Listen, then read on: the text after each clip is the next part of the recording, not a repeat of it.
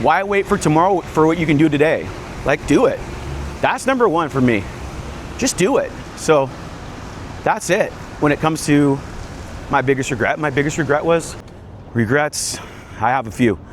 Today I'm going to talk about my biggest regret about starting this YouTube channel. And I'm going to talk about some of the mistakes I made along the way and some of the lessons I've learned. So let's jump right into it.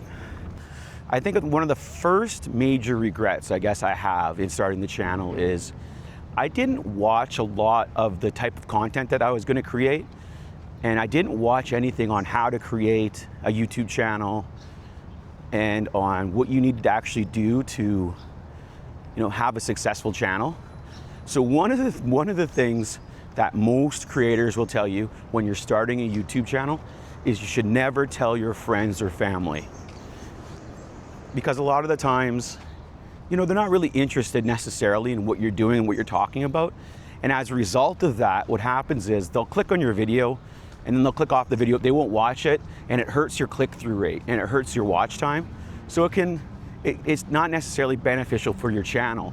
So you're better off just not telling anybody about your channel and just starting from scratch and just doing it. The other thing is they're also saying is, when you know somebody's watching your channel, like say you have a friend or somebody like that watching your channel, you might start tailoring the channel or the content towards that person. So that's why they say, you should not tell anybody about your channel when you first start, because it can taint what you're doing, and it can also hurt your ability to get your video out there, just due to click-through rate and due to people clicking on the video and not watching it, because that actually hurts your video. So I would say one regret was when I first started to build the video, I did not know that. So I would say that was a big mistake I had made. I guess the second big mistake I would say I made doing the video was I never had a schedule of any sort. So I kind of just did the videos whenever I felt like doing the videos. So I'd do a video like once every 10 days. And that was it. And I didn't really have any sort of schedule. I wasn't trying to, have any sort of daily goal or anything like that for videos. It wasn't until recently where I started watching other YouTubers and they just talk about, some people are doing 8 uploads a day. Here I am doing 1 every 10 days. And I realized I wasn't serious enough about it.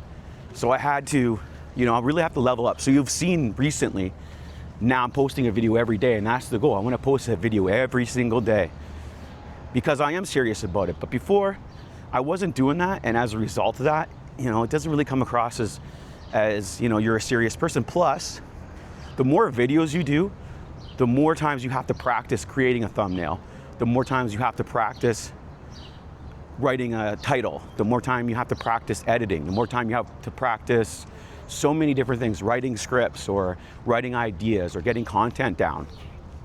So the best advice I ever got when it came to creating my YouTube channel or creating videos was to do one every day, hold yourself accountable, and that's that. No excuses, like do it. If you're serious, if you really want to make it out here on YouTube, you have to do that. And that's exactly what I'm committing myself to now. But before I did that, I didn't take advantage of so many different things. I've been all over the world this year, and I did some videos. You can look back at some of my old videos. You'll see I was in pretty cool places, but I could have done a better job taking advantage of the different locations I was in and creating different types of videos there. So definitely was an opportunity for me that I didn't take because I wasn't serious, honestly. So I would say that big mistake was not understanding and knowing and having a schedule and like sticking to it and making sure you do the work, because you're not going to create an audience if you're just being lackadaisical, right?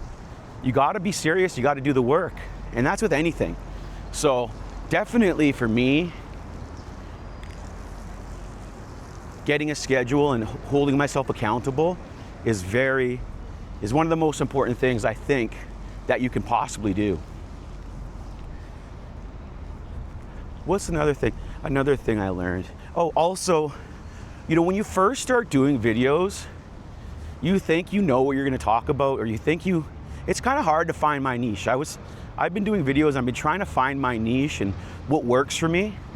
And it's so weird because you could do like a random video. Like I did a random video about the internet, like the world before the internet, and it blew up for me. My biggest video was 7,500 views. I had no idea how I got the 7,500 views. I had no idea what it was that actually got me those views. Was it the content? Was it the thumbnail? Was it the title? And then now I realize exactly why I got the views. It was the title. My title was very good for that video. And as a result of that, people clicked on it. So definitely learning the power of title and the power of topics. So those are some things that, and niche.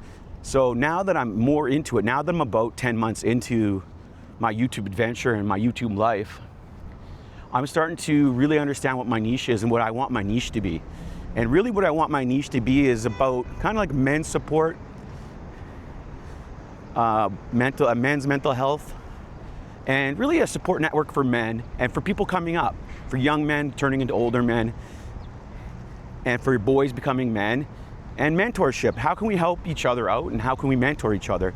So that's really what I want my content to be about, is that. So now I'm starting to figure that out. So now I got to figure out, okay, what types of topics do I talk about? You know, what is it that, you know, when it comes to men's mental health and when it comes to being a man, like what do we want to talk about?